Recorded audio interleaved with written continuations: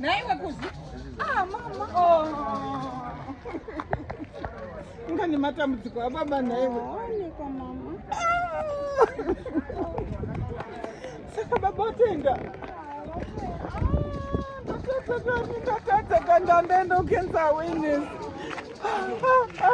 Saka ndai mwanangu ndakona uchivhura ndeyako here?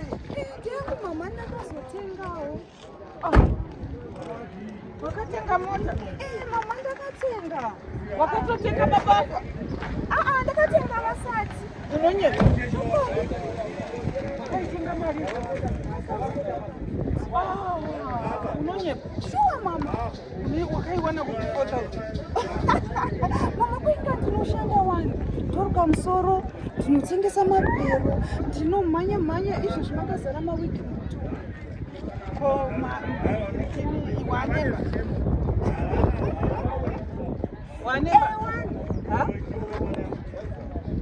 Ini nokuti kana wakatenga mota usina imba hazvishandi. Tinayo ini. Tinayo mota ndakazotenga ndatovakawo zvinotoroneka boys kaikangu kakatomira kada kutoti nditotauma development katopisa.